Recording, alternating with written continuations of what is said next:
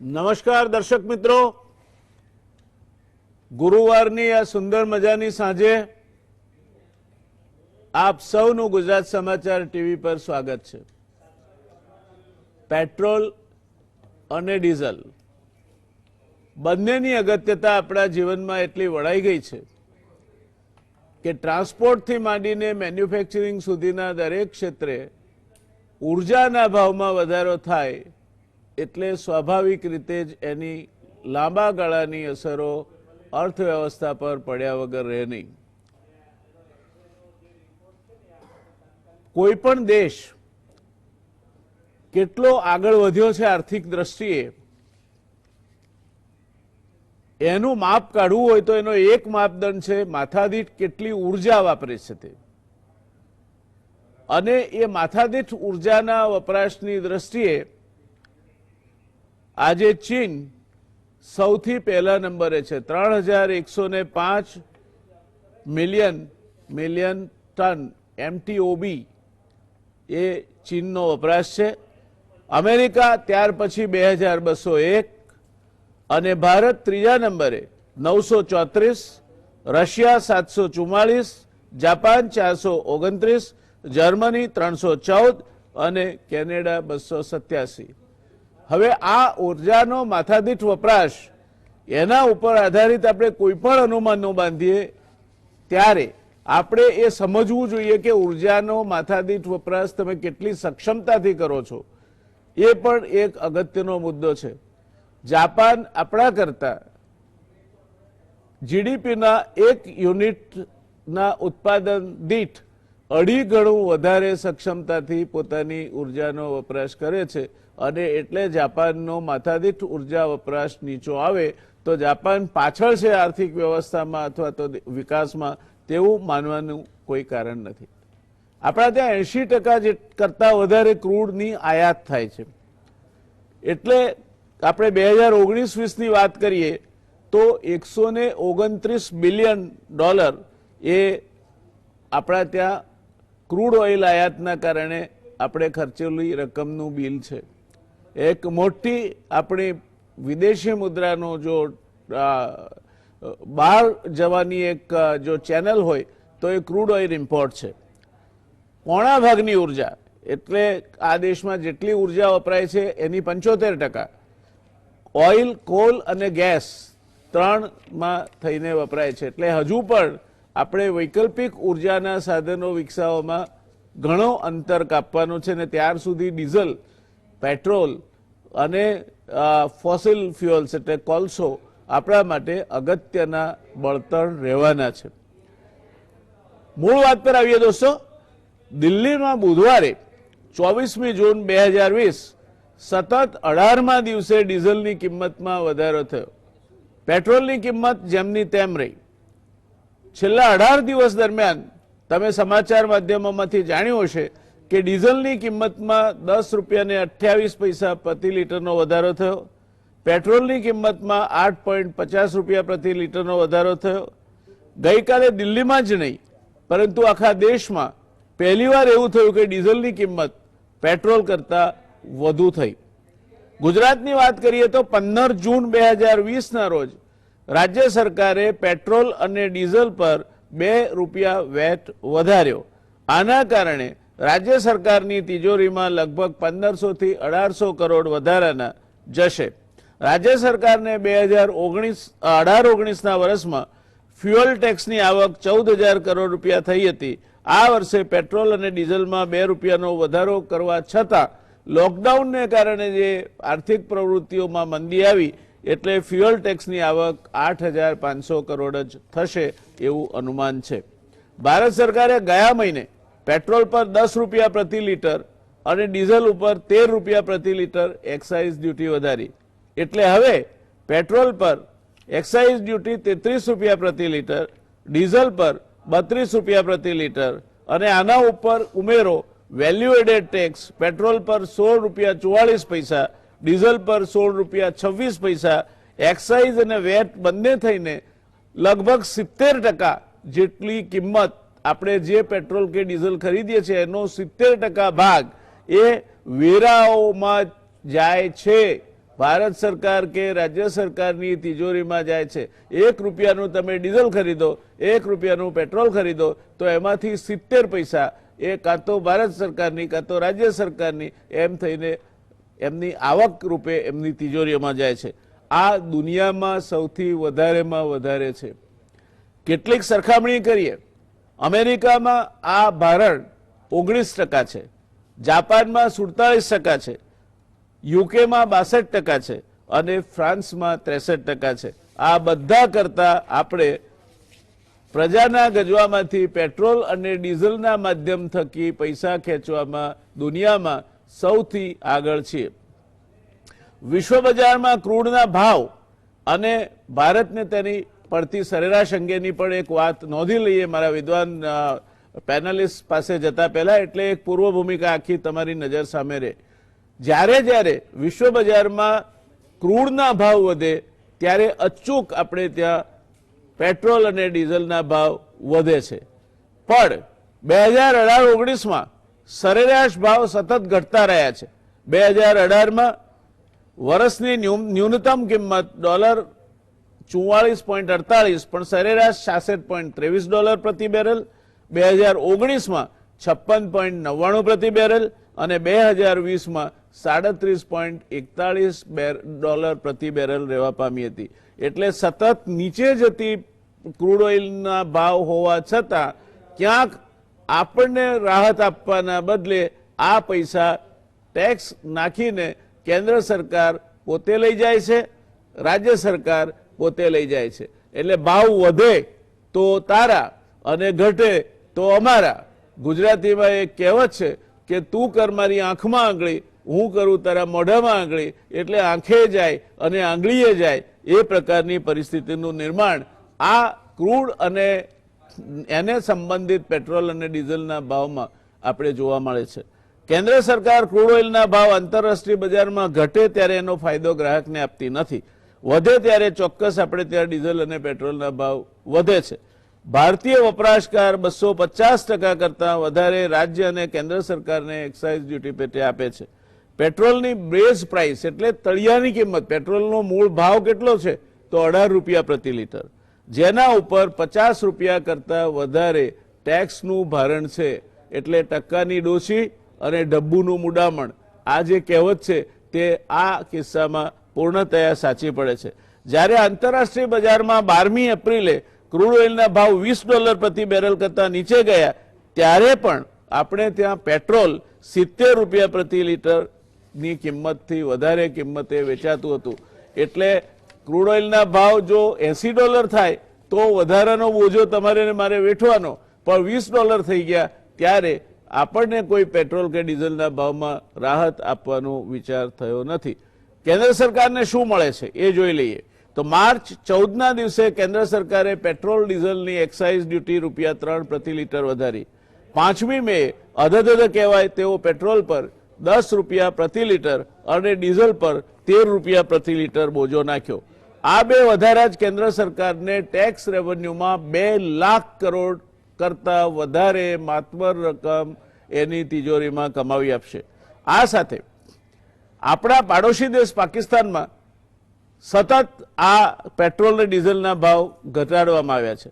પાકિસ્તાનના વડાપ્રધાનના જણાવ્યા મુજબ પાકિસ્તાનમાં બળતણની કિંમત દક્ષિણ એશિયાના કોઈપણ દેશ કરતાં ઓછી છે। ઇમરાન ખાન કહે છે કે ભારતમાં કિંમતો બમણી છે, જ્યારે બાંગ્લાદેશ, શ્રીલંકા અને નેપાળમાં બળતણની કિંમતો પાકિસ્તાન કરતાં 50થી 75% વધુ છે। આમ આંતરરાષ્ટ્રીય બજારમાં ક્રૂડના ભાવ આજથી 1 વર્ષ પહેલા $56.99 પ્રતિ બેરલ હતા, ત્યારે આપણે પેટ્રોલના ભાવ 71 રૂપિયા અને 23 પૈસા અને ડીઝલનો ભાવ 65 રૂપિયા અને 56 પૈસા થયો હતો। જેમ મેં અગાઉ કહ્યું તેમ વચ્ચે ઘટીને એ $20 પ્રતિ બેરલ થયો, પણ એનાથી કોઈ ફરક પડ્યો નથી। છેલ્લી વાત, એક સમયે ભારતીય જનતા પાર્ટીના ટ્વિટર હેન્ડલ પર એવું જાહેર કરવામાં આવ્યું હતું કે યુપીએ સરકારના વખતના જે ઓઇલ બોન્ડ, ઓઇલ માર્કેટિંગ કંપનીઝને એમને સબસિડી આપવા માટે આપવામાં આવ્યા હતા તે અમે 1.3 લાખ કરોડ રૂપિયાના પાછા ખરીદી લીધા છે। પણ હમણાં જ રાજ્યસભામાં કેન્દ્ર સરકારે કહ્યું તે મુજબ 1.3 લાખ કરોડ નહીં પણ 3500 કરોડ માત્રના બોન્ડ કેન્દ્ર સરકારે પાછા ખરીદ્યા છે. 1.3 લાખ કરોડની ચૂકવણી બાકી છે. એટલે આ 1.3 લાખ કરોડનું દેવું તો એમ જ ઓએમજી એટલે ઓઇલ માર્કેટિંગ કંપની, ઓએમસી એટલે ઓઇલ માર્કેટિંગ કંપનીઝને ચૂકવવાનું બાકી છે. એટલે આ પૈસા કેન્દ્ર સરકાર ઉઘરાવે છે શું કરવા, રાજ્ય સરકાર ઉઘરાવે છે શું કરવા? તો સ્પષ્ટ વાત છે. અત્યારે કોવિડની વાત કરીએ આપણે તો કોવિડના કારણે મંદી આવીને એના કારણે બધા વ્યવસાયો ધીમા પડ્યા ને એટલે જે અપેક્ષિત જે આવક ધારી હતી કે એમને જે કેન્દ્રીય ટેક્સ નાખ્યો એના કારણે, જીએસટીના કારણે 1 લાખ કરોડની મહિને 1 લાખ કરોડ વત્તાની મહિને આવક વધશે. તેના બદલે એ આવક ક્યાંય નીચી રહી છે. હવે એ ખર્ચા માટે થઈને કેન્દ્ર સરકાર આ ભાવ વધારો વ્યાજબી ઠેરવીને આપણા ઉપર બોજ નાખી અને એ પૈસા 2 લાખ કરોડ કરતાં વધારે આપણી પાસેથી ઉઘરાવે છે. કદાચ એ રકમ એથી વધારે છે એવું મારું માનવું છે.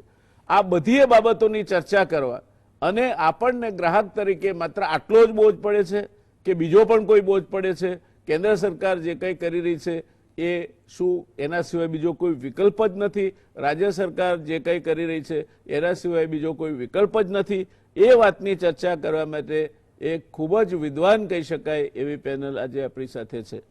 મારી સાથે સ્ટુડિયોમાં છે ભાઈ શ્રી રવિભાઈ દિયોરા, જે પોતે MBA છે અને અર્થશાસ્ત્ર લઈને PhD કર્યું છે. એટલે પોતાના આગવા અધિકારથી અર્થશાસ્ત્રી તરીકે રવિભાઈ આ સંપૂર્ણ બાબતને સમજવા માટે અને આપણી સામે મૂકવા માટે સક્ષમ છે. શૈલેષભાઈ પટવારી, પૂર્વ પ્રમુખ ગુજરાત ચેમ્બર ઓફ કોમર્સ, એ બહારથી જોડાયા છે અને એ પણ ઉદ્યોગ સાથે સંકળાયેલા છે, અગ્રણી ઉદ્યોગપતિ છે, ચેમ્બર ઓફ કોમર્સના પૂર્વ પ્રમુખ રહી ચૂક્યા છે. આ વિષયને સંપૂર્ણ ઉડાણપૂર્વક સમજવાની એમની ક્ષમતા છે. મુકેશભાઈ દવે, મુકેશભાઈ અખિલ ગુજરાત ટ્રક ટ્રાન્સપોર્ટ એસોસિએશનના કાર્યકારી પ્રમુખ છે.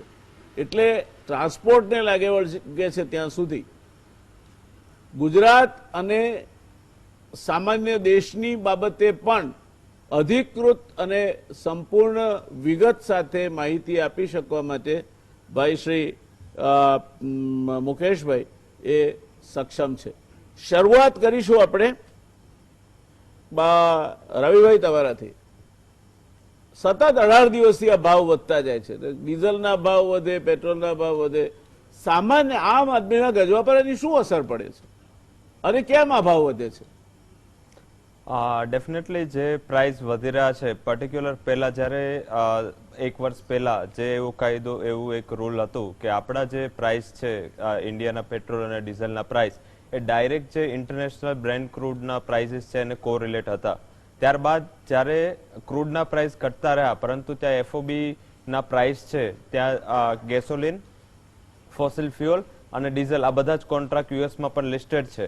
આ જે ક્રૂડના પ્રાઇસ છે એ ત્યાં વોલેટાઇલ હોય છે, પરંતુ જે ગેસોલિન અને ડીઝલના કોન્ટ્રાક્ટ છે એના પ્રાઇસીસમાં લેસ વોલેટાલિટી હોય છે. એટલે ગવર્મેન્ટે આ નિયમ ચેન્જ કરી અને ગવર્મેન્ટે ક્રૂડના પ્રાઇસનું જે બેન્ચમાર્ક હતું એને બદલીને FOB પ્રાઇસીસ ઉપર પેટ્રોલ અને ડીઝલના પ્રાઇસનું બેન્ચમાર્ક કરવું. પરંતુ જે છેલ્લે આ જૂનમાં પ્રાઇસ વધારો આવ્યો છે કે જે જાન્યુઆરી પછી ઓલ ઓવર જોઈએ તો જે રીતે પ્રાઇસીસનું બિહેવિયર છે તો આઈ થિંક કે એ કોરિલેશન નથી.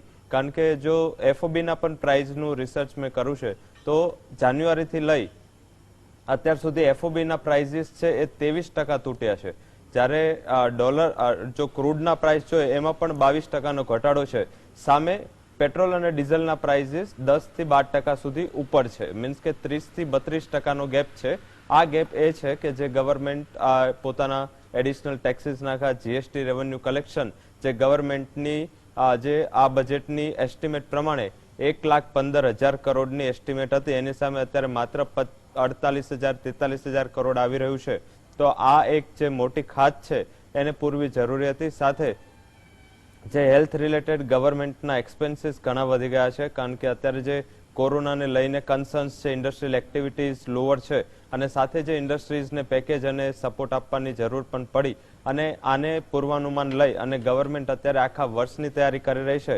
કારણ કે અત્યારે જે આ 2 લાખ કરોડની કદાચ ડેફિસિટ 2 મહિના 3 મહિનામાં નથી પડી, પરંતુ આગળનો જે વર્ષમાં જે હજી પણ કોરોનાના કેસીસ નથી ઘટી રહ્યા, ગ્લોબલી ફરીથી લોકડાઉન 2 ચાલુ થઈ રહ્યું છે. આજે જ યુએસનું કમેન્ટ હતું કે ઘણા એવા પાર્ટ્સ છે જ્યાં લોકડાઉનની જે કુડલો છે ત્યાંના સેક્રેટરી એને જરૂર પડશે.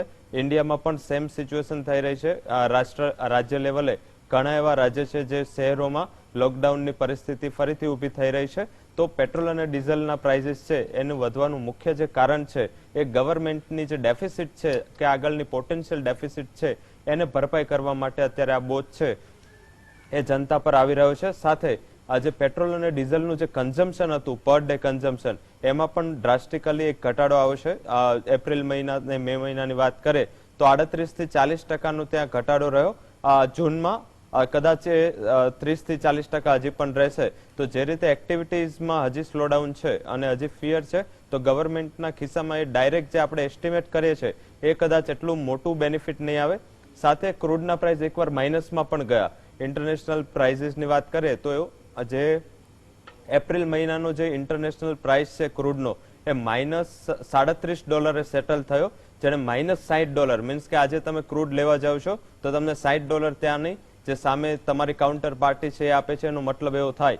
તો આટલા પ્રાઇસીસની છતાં આપણે આનો લાભ કેમ ના લઈ શકા? એનું મુખ્ય રીઝન છે કે ઇન્ડિયાની જે સ્ટ્રેટેજિક રિઝર્વની કેપેસિટી છે એ માત્ર 40 દિવસની છે.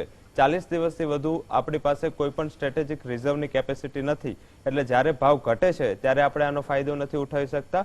ચાઇનાની જે સ્ટ્રેટેજિક રિઝર્વ કેપેસિટી છે જે ચાઇનાની અંદર છે કે જે ચાઇનાની બહાર છે એ 128 દિવસની સ્ટ્રેટેજિક રિઝર્વ પોતાની ખુદની છે સરકારની, અને એની કંપનીઓ પાસે અલગ છે. મીન્સ કે ઓલમોસ્ટ 200 દિવસ સુધી એ લોકો પોતે સ્ટ્રેટેજિક રિઝર્વની કેપેસિટી બનાવી શકે છે. તો આઈ થિંક આ પણ એક કન્સર્ન છે કે આપણે આની એક સ્ટ્રેટેજિક રિઝર્વની કેપેસિટી પણ ઓછી છે તો એનો પણ આપણે લાભ ના લઈ શકા. તો આ બધા રીઝન છે જેના હિસાબે પેટ્રોલના ડીઝલના પ્રાઇસીસ વધી રહ્યા છે, ક્રૂડના પ્રાઇસીસ નથી વધી રહ્યા. ધન્યવાદ.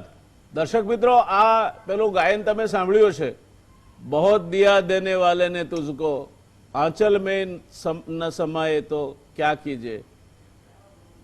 -$57 ભાવ થાય એટલે તમે એક બેરલ લો અને ઉપરથી $57 તમને મળે, એવા સંયોગોમાં પણ આપણે એનો લાભ લઈ શક્યા નથી, કારણ કે આપણી પાસેની સંગ્રહ શક્તિ મર્યાદિત છે. ચીન પાસે 200 દિવસની સંગ્રહ શક્તિ છે, આપણે 60 દિવસની એટલે એનાથી ત્રીજા ભાગની પણ સંગ્રહ શક્તિ આપણી પાસે નથી. એટલે એક મોટામાં મોટું આ કારણ છે અને રાતોરાત સંગ્રહ શક્તિ ઊભી થઈ શકતી નથી. આ પરિસ્થિતિના કારણે આપણે વિશ્વમાં જ્યારે ભાવો તળિયે પહોંચ્યા ત્યારે એનો લાભ લઈ શક્યા નથી, એવું રવિભાઈએ કહ્યું. આપની પાસે આવું છું શૈલેષભાઈ, આ ભાવ જે વધ્યા અને એના ઉપરનું જે ભારણ સરકારોએ વધાર્યું, પહેલા કેન્દ્ર સરકાર અને ત્યારબાદ રાજ્ય સરકાર, આમાં આપ તો ઉદ્યોગોને સારી રીતે જાણો છો, આપ પોતે પણ ઉદ્યોગપતિ છો, ત્યારે આ પરિસ્થિતિ ઉદ્યોગો માટે કેવી પરિસ્થિતિનું નિર્માણ કરશે? કારણ કે ઔદ્યોગિક પ્રવૃત્તિ પણ બંધ હતી, હવે ધીરે ધીરે એ ગતિ પકડી રહી છે. તે સંયોગોમાં આ ભાવ વધારો અને આ પ્રકારની ભારત સરકાર અને રાજ્ય સરકારની નીતિ બાબતે આપે શું કહેવું છે?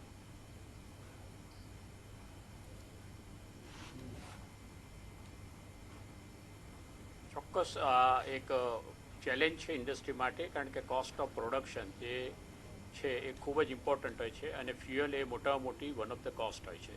એટલે એ વધે એટલે તમારું પ્રોડક્ટની કોસ્ટ વધે અને તમારે એને લીધે માર્કેટમાં પ્રોબ્લેમ આવે. બીજું કે રો મટીરિયલ્સ જે ટ્રાન્સપોર્ટ થઈને આવવાના એના પણ ટ્રાન્સપોર્ટના ભાવ વધવાના, ટ્રાન્સપોર્ટેશન કોસ્ટ વધવાની, મોકલવાની ટ્રાન્સપોર્ટેશન કોસ્ટ વધે, એક્સપોર્ટ કરશો તો એની પણ કોસ્ટ વધવાની છે.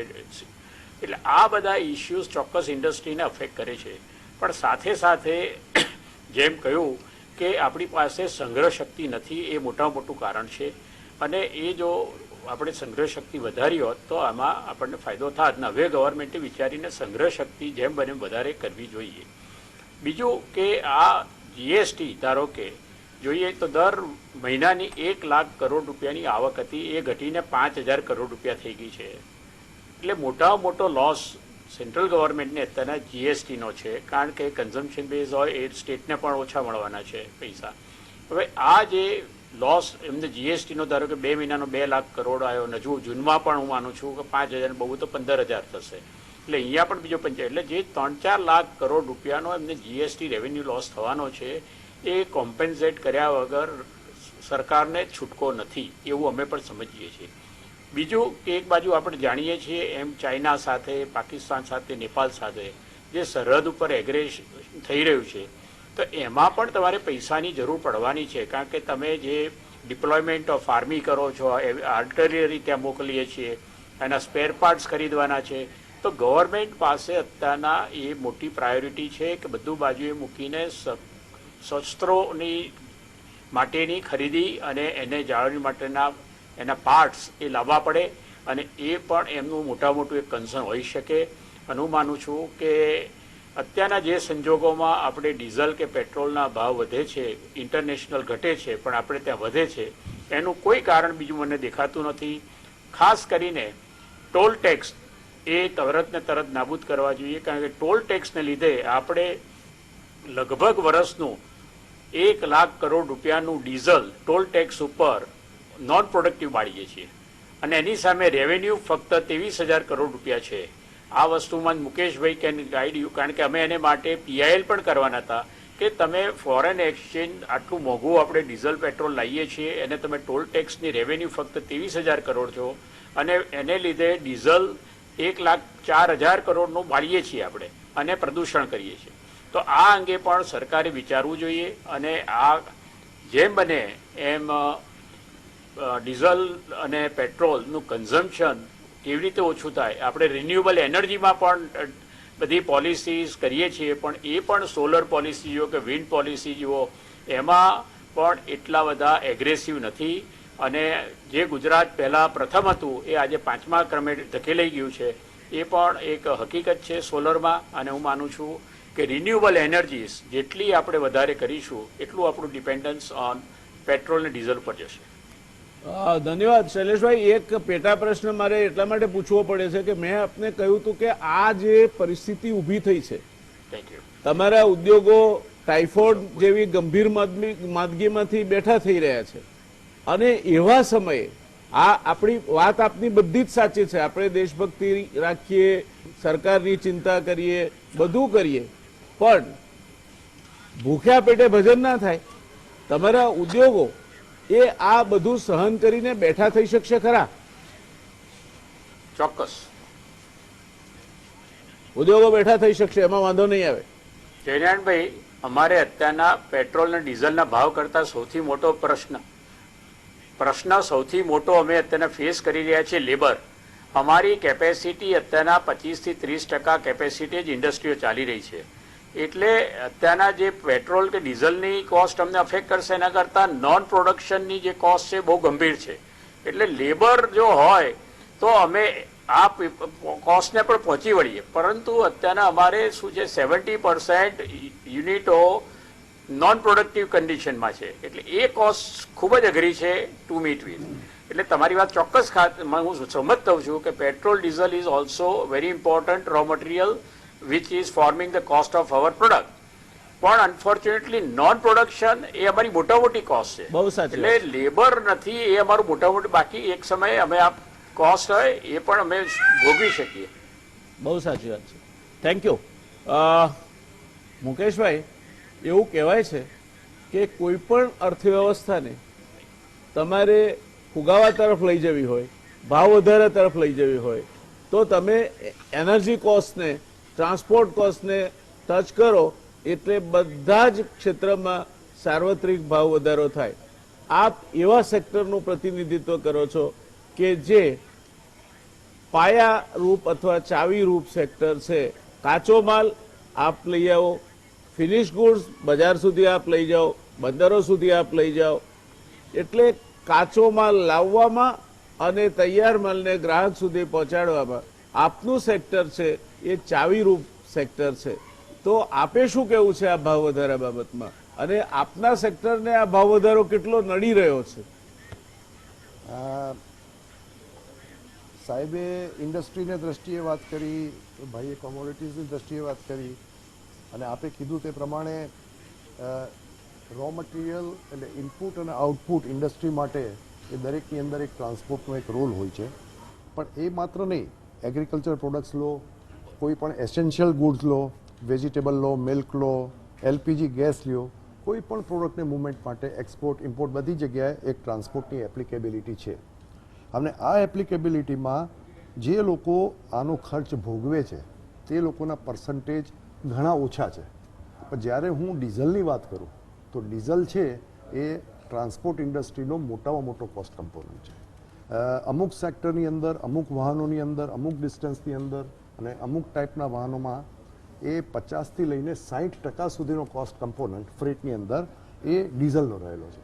એટલે આ જેટલું ઇન્ડસ્ટ્રીને સ્પર્શે અથવા તો બીજા કોઈ પણ સેગમેન્ટને કોઈ પણ લઈ જવા માટે સ્પર્શે એના કરતાં ટ્રાન્સપોર્ટને પોતાના એક્ઝિસ્ટન્સ માટે આવડા મોટા એક કોસ્ટ કમ્પોનન્ટની અંદર આટલો બધો વધારો આવે એ વધારો સહન કરવો અશક્ય જ છે.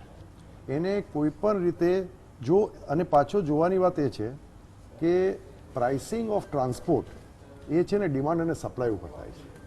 આજે 50 ગાડીની જરૂર હોય અને 50 ગાડીની જરૂરત પૂરતો માલ હોય અને 100 ગાડી ઊભી હોય તો એ વખતે એના ફ્રેટ રેટ્સ પ્રિવેલ નથી થઈ શકતા. એટલે કોસ્ટિંગ બેઝ આ ઇન્ડસ્ટ્રી છે જ નહીં. પોતાના કોસ્ટ પ્રમાણે પોતાના પૈસા લેતી હોય અને આ જે વધારો થાય છે એ વધારો ડાયરેક્ટલી જો પાસ ઓન કરી શકાય કન્ઝ્યુમર ઉપર, એના ઉપભોક્તા ઉપર, તો કોઈને વાંધો હોતો નહોતો અને ઇન્ડસ્ટ્રીને એટલી તકલીફ ના પડે.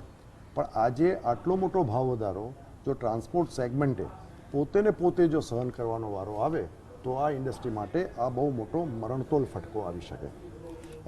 ખાસ કરીને જો તમે આખું સ્ટ્રક્ચર હિન્દુસ્તાનમાં ચાલતી ગાડીઓનું જો સ્ટ્રક્ચર જુઓ તો એની અંદર 75થી 80% સેલ્ફ એમ્પ્લોયડ માણસો છે, જ્યારે 25-30% કોર્પોરેટ અને મોટી કંપનીઓ છે જે પોતાની ગાડીઓ ચાલે છે.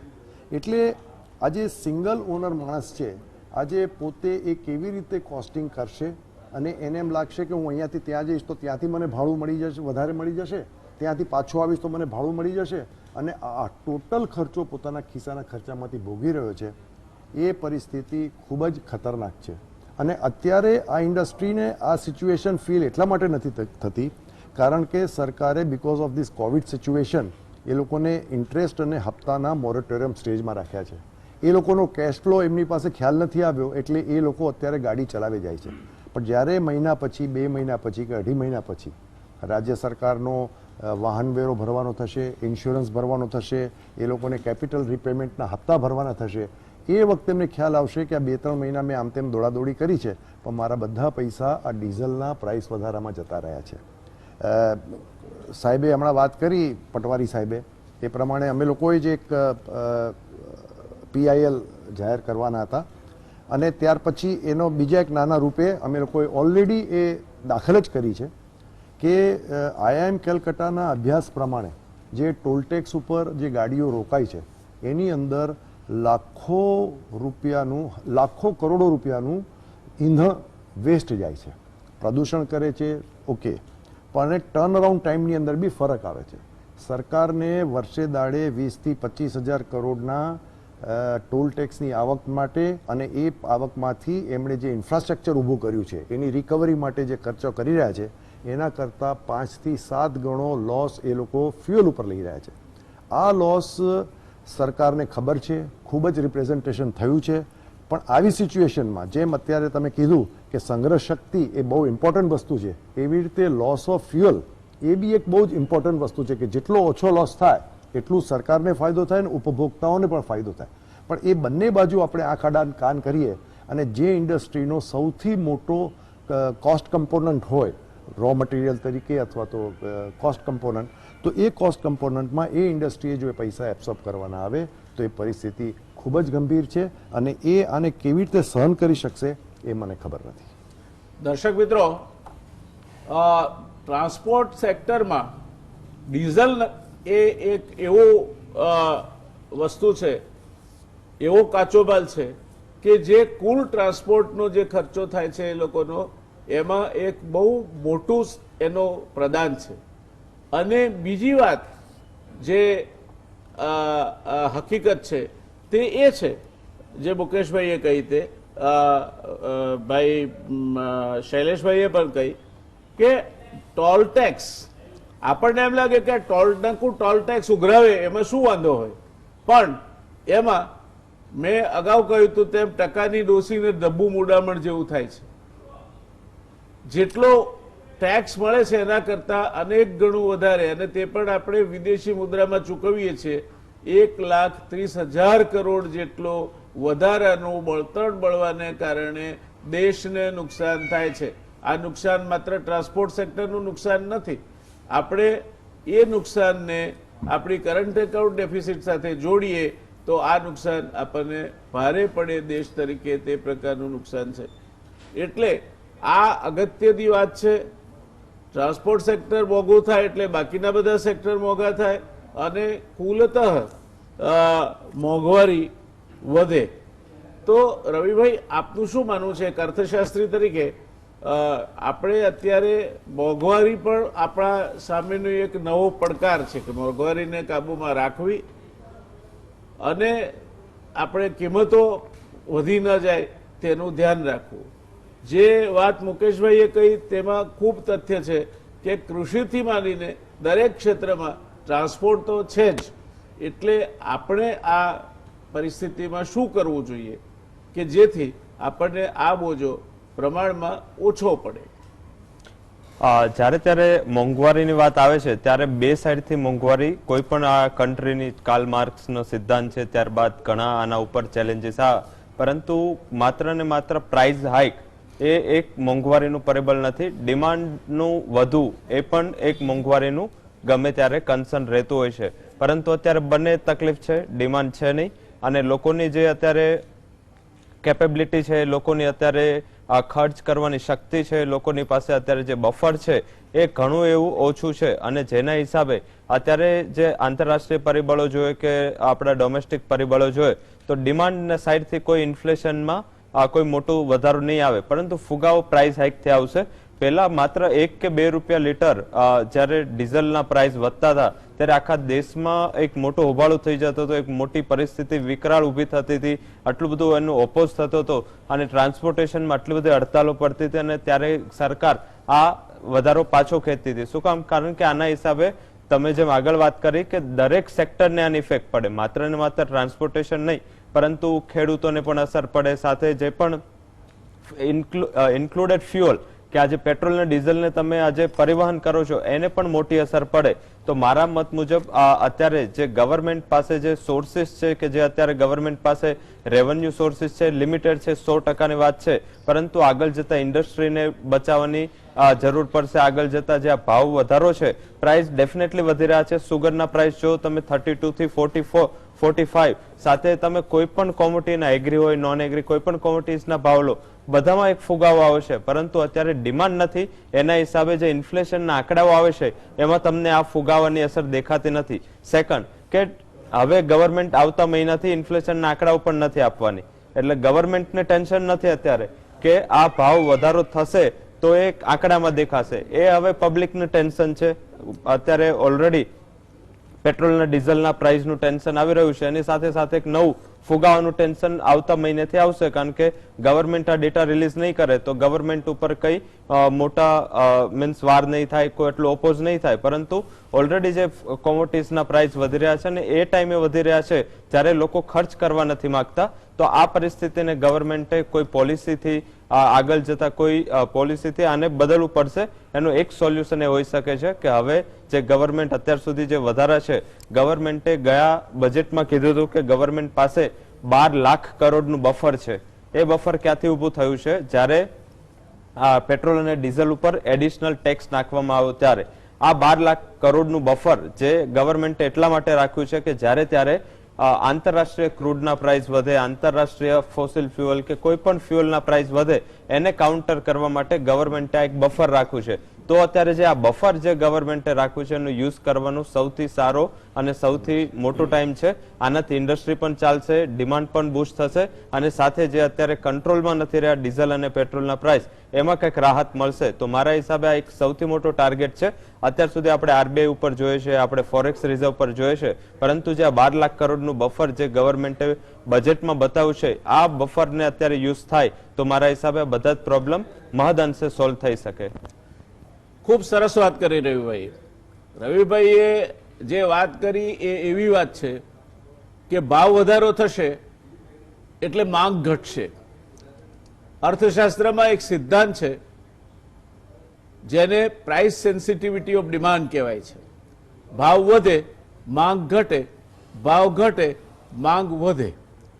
શૈલેષભાઈ, મારે આપને પૂછવું છે કે આપે બે મુદ્દા બહુ જ મહત્વના કયા, આપની વાતમાંથી બે ગંભીર મુદ્દાઓ ઉપસ્થિત થયા. એક તો લો કેપેસિટી યુટિલાઇઝેશન, એટલે ઉદ્યોગો બ્રેક ઇવન પોઈન્ટથી નીચે ચાલે છે કારણ કે મજદૂરો નથી, અને બીજું high inputs of the cost, એટલે બ્રેક ઇવનથી નીચે ચાલે અને હાઈ ઇનપુટ ઓફ ધી કોસ્ટના કારણે જે ઉત્પાદન કિંમત છે તે વધતી જાય અને બીજી બાજુ માંગ ન હોય એ પરિસ્થિતિમાં ચાલુ ઉદ્યોગ બંધ પડે, નુકસાન કરે અથવા તો કઈ પરિસ્થિતિનું નિર્માણ થાય, અને આ પરિસ્થિતિને આપણે અટકાવવી હોય તો શું કરવું જોઈએ?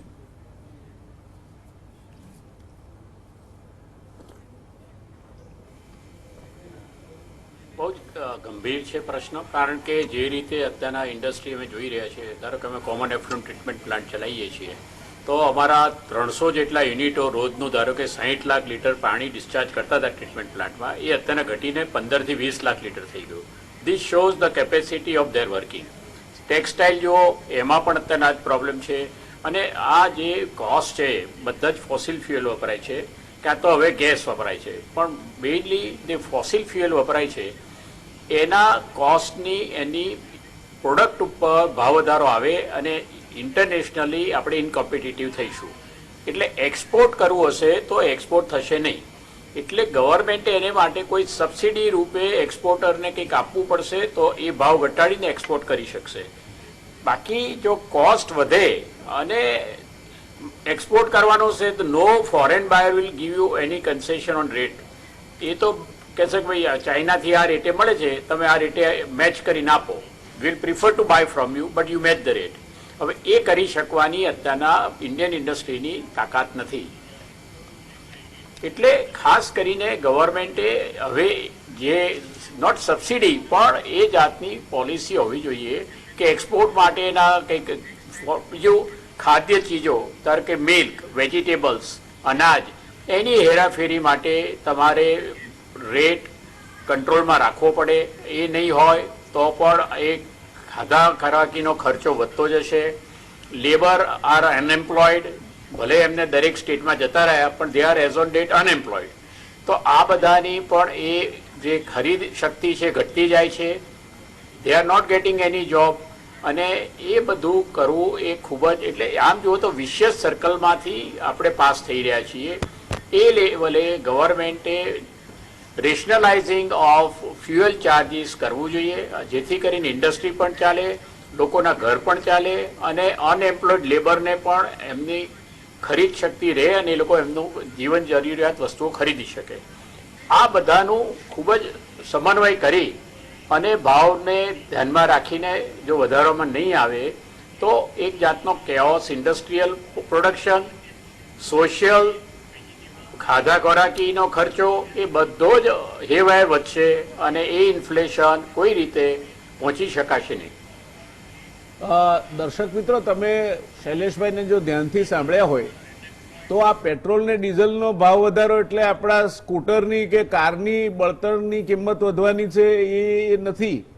આ સાર્વત્રિક ભાવ વધારાને પોષતું પરિબળ છે અને એ પરિબળ ભાવોને એ સ્તરે લઈ જશે કે તમને એક્સપોર્ટરને તમે સબસિડી આપશો એ ભારત સરકારનો વિષય છે, આપણે એમાં નથી પડતા અને ભારતને બહુ ચિંતાનો વિષય નથી કારણ કે વિશ્વ વેપારમાં આપણો ફાળો 2% નીચે છે. પણ ઘર આંગણેના ગ્રાહકને તમે કાં તો એની માંગ ઘટાડવા માટે મજબૂર કરશો, અને એ સંજોગોમાં રવિભાઈ મારે તમારા પાસે આવવું છે મુકેશભાઈ પાસે જતા પહેલા કે કેન્સ અને કેન્સનો સિદ્ધાંત છે કે તમારે જો મંદીને હટાવવી હોય તો માંગ વધારો, અને માંગ વધારશો તો મંદી આપોઆપ ભાગી જશે. તો આ તો એનાથી ઊંધું થઈ રહ્યું છે એવું નથી લાગતું તમને? અને જો ઊંધું થાય અને ઉદ્યોગો બ્રેકઇવન કરતા નીચે કામ કરે તો કેટલો સમય સુધી કામ કરી શકશે? ડેફિનેટલી જો ભારતીય ઉદ્યોગની વાત કરીએ કે આપણે ગવર્મેન્ટની વાત કરીએ કે જે પણ આપણા એઝ અ પબ્લિક પણ વાત કરે તો માત્ર આપણે એવું એક વિચારવું જોઈએ કે 3 મહિનાનું માત્ર લોકડાઉન છે, એમાં ઘણાને સેલરી મળ્યા છે, ઘણાને નથી મળ્યા, ઘણાને ખરીદ શક્તિ નથી, પરંતુ માત્ર 3 મહિનામાં કોઈ દેશ આટલું બધું ટેન્શનમાં, આટલું બધું મીન્સ કે અત્યારે હાલત એ છે કે અત્યારે જે હવે કદાચ આ 1-2 મહિના પરિસ્થિતિ રહી તો શું સિચ્યુએશન ઉદ્યોગોની થશે એ કોઈ સાંભળી નહીં શકે. તો જ્યારે આપણે આત્મનિર્ભર ભારત તરફ જઈ રહ્યા છે તો આનાથી તો આત્મનિર્ભર કઈ રીતે થવું એ સૌથી મોટો પ્રશ્ન કદાચ ઉદ્યોગકારનો રહેશે. એઝ અ ઇકોનોમિસ્ટ તો કદાચ આની પરિસ્થિતિ હું જોઉં છું તો મને એવું લાગે છે કે જો ઇન કેસ આ 2 થી 3 મહિના રહેશે તો માંગની સાથે સાથે ઇકોનોમીમાં આટલો મોટો ઘસારો આવશે. ગઈકાલે જે IMF નો રિપોર્ટ છે જો તમે ડિટેલથી વાંચશો તો -4.6% જીડીપી ગ્રોથ, અને એમનું એવું પણ માનવું છે કે જો આ જ રીતેની પરિસ્થિતિ લંબાય તો આ એક મોટા ગ્લોબલ રિસેશનમાં પરિવર્તિત થશે. આપણે જ્યારે ગ્લોબલી સારી સિચ્યુએશન હતી ત્યારે ઓલરેડી આપણે રિસેશનની જેવી પરિસ્થિતિ ઇન્ડિયામાં હતી, તો માંગ ત્યારથી આપણી ઘણી સારી મીન્સ ઘણી એવી ખરાબ થઈ છે. હવે આમાં જે ઉદ્યોગો છે એમાં જો હું જે પણ ઉદ્યોગો છે જે ભારતીય શેર બજારમાં લિસ્ટેડ છે એ કદાચ 4000 કંપનીઓ લિસ્ટેડ છે. હું દર ક્વાર્ટરમાં 2000 થી વધારે કંપનીઓનું સ્ટડી એની બેલેન્સ શીટ અને એના P&L થી કરું છું. એ માત્ર એક પાતળી રેખા છે જેનાથી ઉદ્યોગો ચાલશે કે નહીં ચાલે એ નક્કી થાય છે, એ છે બ્રેક ઇવન પોઈન્ટ. આ બ્રેક ઇવન પોઈન્ટ જ્યારે ત્યારે સેલ્સમાં માત્ર 5 કે 10% ઘટાડો આવે તો ઘણા એવા 80% એવા બિઝનેસ છે જે 5 થી 10% ઘટાડો પણ આવે તો એ બ્રેક ઇવન નીચે જતા રહે.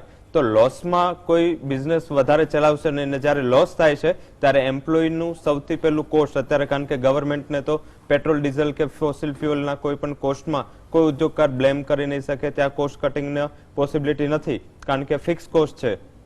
પરંતુ આની સૌથી મોટી છટણી એમ્પ્લોયમાં આવે છે. આ જેને જે પ્રદેશોમાં જે રાજ્યોમાં એમ્પ્લોયની જરૂર છે એ રાજ્યોમાં આજે એમ્પ્લોય નથી, જ્યાં આટલા બધા ઉદ્યોગોની કે જ્યાં આટલી બધી જોબની તક નથી ત્યાં લોકો અત્યારે શિફ્ટ થયા છે. તો આ જે મિસમેચ છે એ આગળ જતા જ્યારે આંતરરાષ્ટ્રીય માર્કેટ કદાચ ફેક્ટર ઇન કરી કોઈ વેક્સિન આવી જાય કોરોનાની કે કોઈ ડિમાન્ડ બૂસ્ટ થાય એ થઈ શકે, પણ ભારતમાં મને એવું લાગે છે અને મેં જે સ્ટડી કર્યું છે આપણે આનાથી 5 થી 6 મહિના પાછળ ચાલીશું. તો શોર્ટ ટર્મમાં કોઈ જલ્દીથી બૂસ્ટઅપની જરૂર છે, કારણ કે જ્યારે ત્યારે વ્યક્તિ કોઈ છેલ્લા સ્ટેજ પર હોય ત્યારે એને શોક જ આપવો પડે, ત્યારે તમે એને કોઈ ઇન્જેક્શન આપીને એને બચાવી ના શકો. તો અત્યારે એક શોક થેરાપીની જરૂર છે. અત્યારે ઇન્જેક્શન કે માત્ર દવા લઈને નહીં ચાલે, મીન્સ કે કોઈ એવા મોટા પગલા લેવામાં આવશે તો જ ચાલશે, અધરવાઇઝ આત્મનિર્ભર છે એ આઈ થિંક ઘણું દૂરનું સપનું થઈ જશે. શોક થેરાપી આપવી પડે એટલે દર્દી સાવ છેવટના સ્ટેજ પર હોય, હૃદય બંધ પડ્યું હોય ત્યારે એને આ થેરાપી આપવી પડે. આ સ્થિતિમાં અર્થવ્યવસ્થા પહોંચી ચૂકી છે દોસ્તો, અને એને બેઠી કરવી એ નાનું સૂનું કામ નહીં હોય એવું રવિભાઈનું કહેવું છે. આપણે આને માત્ર પેટ્રોલ ડીઝલના ભાવ પૂરતું મર્યાદિત ન જોઈએ, ઉર્જાના ભાવ તરીકે એને જોઈએ, અને ઉર્જાના ભાવ તરીકે આપણે જોઈએ ત્યારે આપણા માટેની આવનાર સમયમાં ચિંતાઓ વધવાની છે અર્થવ્યવસ્થા માટેની, અને બેકારીનું પણ વધારાનું સર્જન થાય તે પ્રકારની પરિસ્થિતિમાં આપણે આગળ વધીશું. મુકેશભાઈ, આપનું સેક્ટર છે એ પણ મને લાગે છે કે કન્સ્ટ્રક્શન, ટ્રાન્સપોર્ટ આ બધા એવા સેક્ટર છે કે જેમાં પુષ્કળ પ્રમાણમાં માનવબળ જરૂરી બને છે. તો આ પરિસ્થિતિ ઊભી થાય તો અત્યારે આપના સેક્ટરમાં માનવબળની છટણીની બાબત શું પરિસ્થિતિ છે, અને આવનાર સમયમાં આપને શું લાગે છે કયા તરફની પરિસ્થિતિનું નિર્માણ થાય? ટ્રાન્સપોર્ટ ઉદ્યોગમાં જો સૌથી તકલીફવાળું એક અંગ હોય પણ છતાં બી એનું ઇમ્પોર્ટન્સ સૌથી વધારે છે તે ડ્રાઈવર છે. અને ડ્રાઈવરની હિસાબે અથવા તો ડ્રાઈવરની અનઅવેલેબિલિટીની હિસાબે ભારતની અંદર લગભગ 80 થી 90 લાખ કોમર્શિયલ વ્હીકલ જે છે તેની 20 થી 25% ઓન એન એવરેજ એ ગાડીઓ અનએમ્પ્લોયડ રહે છે, કારણ કે એના ચલાવનાર થાય છે નહીં. આ માત્ર ભારતની વાત નથી, અમેરિકાનો બી એક રિપોર્ટ હતો કે ત્યાં બી 14% ડ્રાઈવરોની અછત છે. એટલે ડ્રાઈવરોમાં બી આપ જોઈએ તો ગુજરાત અને મહારાષ્ટ્રમાં રાજસ્થાનની ઇન્ફ્લુઅન્સ કે યુપીની ઇન્ફ્લુઅન્સ કે બિહારની ઇન્ફ્લુઅન્સ, પંજાબની ઇન્ફ્લુઅન્સ, એ બધી ઇન્ફ્લુઅન્સના હિસાબે જે આ 2-2.5 મહિનાનો પેન્ડેમિક સિચ્યુએશનની અંદર આપણે જે એક અનુભવ જિંદગીમાં પહેલી વખત લીધો, એની અંદર ખૂબ જ માઇગ્રેશન થયું અને માઇગ્રેશનમાંથી પાછા ના વળે તે પહેલાં આ ઉદ્યોગ અત્યારે 40 થી 50% એફિશિયન્સી ઉપર જ ચાલે છે. સાથે સાથે અત્યારે જે ડિસ્કશન થયું તે પ્રમાણે માર્કેટની અંદર ઇન્ડસ્ટ્રીયલ ડિમાન્ડથી માંડીને એગ્રીકલ્ચર ડિમાન્ડથી માંડીને એ લોકોના આઉટપુટ્સના હિસાબે ડિમાન્ડ પણ એટલી નથી, જેથી કરીને જેમ ઇન્ડસ્ટ્રી 50% ચાલે છે તો ઓટોમેટિકલી જો 100% ડ્રાઈવર હોત તો બી અમારો ટ્રાન્સપોર્ટ ઉદ્યોગ તો 50% લેવલે જ ચાલવાનો હતો. એટલે એ અત્યારે ખબર નથી પડતી.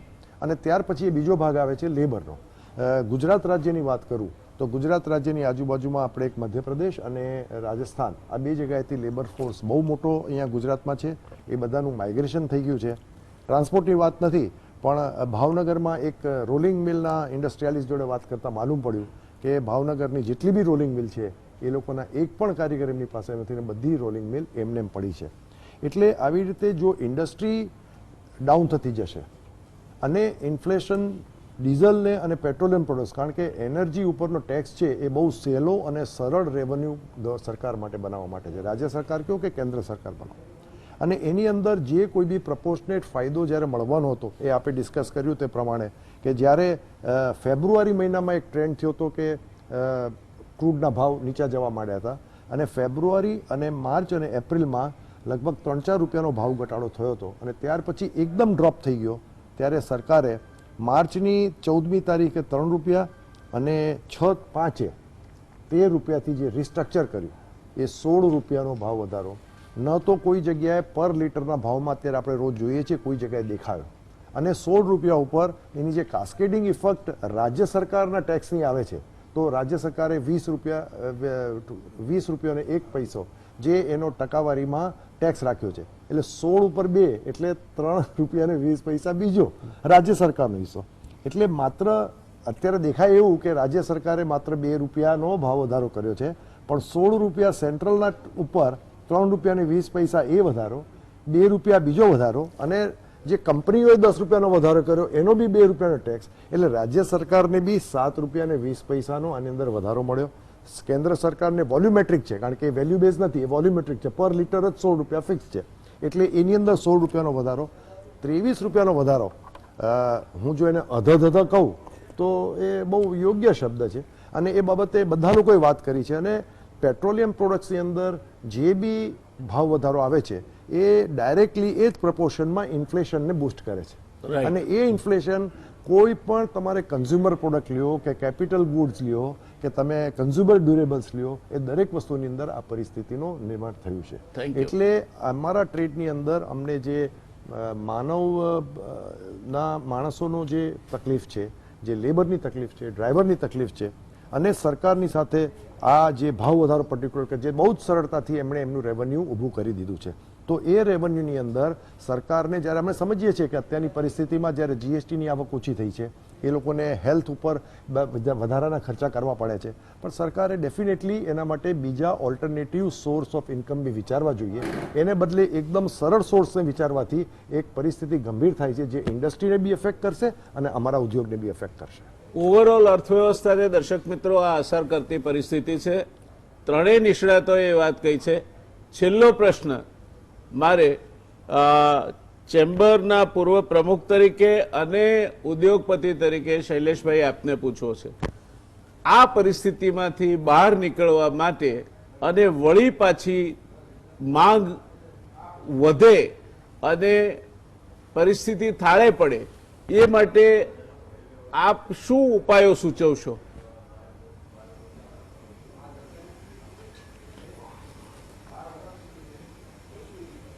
સૌથી પહેલાં રાજ્ય સરકારે માઇગ્રેટેડ વર્કર્સને જેમ મોકલવા માટે ટ્રેનો દોડાવી એમ એમને પાછા લાવવા માટેની તૈયારી કરી ત્યાંના જે તે રાજ્ય ઝારખંડ, ઓરિસ્સા, રાજસ્થાન, મધ્યપ્રદેશમાંથી પાછા લાવવા માટેના પ્રયત્નો કરવા જોઈએ, જે અંગે હજુ સુધી કોઈ પ્રયત્નો થયા નથી.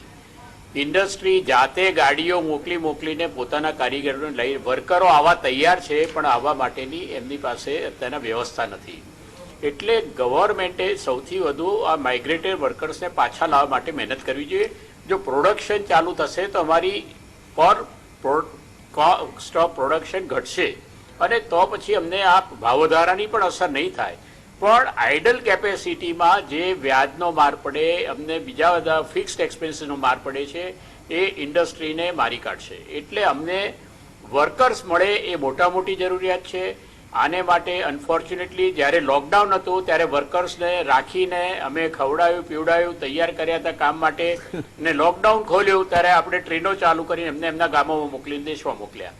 આ જે ગંભીર ભૂલ કહેવાય. બાકી લોકડાઉન ટાઈમે જ આ ટ્રેનો દોડાવીને એમને મોકલી આપ્યા હોત ને લોકડાઉન ખોલતા એમને પાછા લાવ્યા હોત તો અત્યારના ઇન્ડસ્ટ્રીએ ચાલત અને વર્કરના પ્રોબ્લેમ ના રહ્યા હોત. બિલકુલ સાચી વાત. હવે આ જો એક વર્કરનો પ્રોબ્લેમ સોલ્વ થાય તો ઇન્ડસ્ટ્રીયલ એક્ટિવિટીનો ગ્રોથ વધશે અને બીજા બધાની જો કોસ્ટ ઓફ પ્રોડક્શન એ ઘટે. અને હું માનું છું કે જે પેટ્રોલ ડીઝલના ભાવ અત્યારના વધાર્યા છે ગવર્મેન્ટે, એ એમનો છૂટકો જ નથી. કારણ કે one of the easiest tool, જે મુકેશભાઈએ કહ્યું કે બીજું કંઈ શોધવા કરતાં અત્યારના, કારણ કે એક બાજુ ચાઇનાની જે વોરની ઓલમોસ્ટ ભીતિ છે એને લગતું આપણા સંરક્ષણને લગતા ખર્ચા વધી ગયા, પ્લસ જીએસટીની ઇન્કમ ઘટી ગઈ, લોકોની ખરીદ શક્તિ ઘટી ગઈ છે. આ બધું જોતા ગવર્મેન્ટે ઇઝીએસ્ટ વે અપનાવ્યો છે અને હું માનું છું એમને માટે આ સિવાય કોઈ બીજો છૂટકો નહોતો. અર્લી પૈસા સારી રીતે. સાચી વાત છે. દર્શક મિત્રો, શૈલેષભાઈએ જે કહ્યું અને એન્જિનિયરિંગની ભાષામાં લાઇન ઓફ લિસ્ટ રેઝિસ્ટન્સ કહેવાય, જ્યાં ઓછામાં ઓછો તમને પ્રયત્ન કરવો પડે અને આંકડે મત બેઠું હોય તે ઉતારી લાવવાની પરિસ્થિતિ ઊભી થાય, તે લાઇન ઓફ લિસ્ટ રેઝિસ્ટન્સનો રસ્તો સરકારે અપનાવ્યો છે. આ જ રસ્તો જો ચાલુ રહ્યો તો પછી યુદ્ધ છે, કોવિડ છે, હવે ચોમાસું આવ્યું છે, શૈલેષભાઈએ ઉલ્લેખ નથી કર્યો પણ ડેન્ગી આવશે, મેલેરિયા આવશે, હેપેટાઇટિસ ઈ એટલે કમળો આવશે. એટલે આવનાર 4 મહિના પાછા રોગોનું સંક્રમણ, ચોમાસું આમે માંદગીની સિઝન કહેવાય છે ને, એટલે શતમ જીવે શરદ આશીર્વાદ અપાય છે. એટલે આવનાર સમય કોઈ સહેલો નહીં હોય અને એ સમયમાં ભારતીય અર્થવ્યવસ્થાને બહાર કાઢવી હશે તો કેપેસિટી યુટિલાઇઝેશન વધારવું એ એક રસ્તો છે. મજૂરોને પાછા લાવવાની યુદ્ધના ધોરણે વ્યવસ્થા કરવી પડશે અને સાથોસાથ બીજા ઇનપુટ્સ હવે કમસે કમ એના ઉપર ભારણ ન વધે એ સરકારે જોવું પડશે. આ બંને બાબતો સરળ નથી અને સરળ નથી માટે અર્થવ્યવસ્થા પાછી ધમધમતી થઈને એના રસ્તે ચડે એ કરવાની વાત એટલી સરળ નહીં હોય. ખૂબ જ રસપ્રદ ચર્ચા આપે સાંભળી. મુકેશભાઈ આપનો, રવિભાઈ આપનો અને શૈલેષભાઈ આપનો ખૂબ ખૂબ આભાર. આપ ત્રણેય મિત્રોએ આ ચર્ચાને ખૂબ જ વિગતવાર અને રસપ્રદ બનાવી. ગુજરાત સમાચાર ટીવીના દર્શક મિત્રોને ગુજરાત સમાચાર ટીવીની આ નવી પહેલ, જ્યાં કોઈ ઘોંઘાટ નહીં, ખોટી દલીલબાજી નહીં, કોઈ અવાજ નહીં અને જે નિષ્ણાતો છે તે પોતાની વાત સરળતાથી રજૂ કરી શકે, એ આ વ્યવસ્થા દર્શક મિત્રોમાં વધુ ને વધુ લોકપ્રિય બનતી જાય છે. તમે છો માટે આ વ્યવસ્થા સફળ બની છે, માટે તમારો પણ આભાર. આવજો. શુભરાત્રી.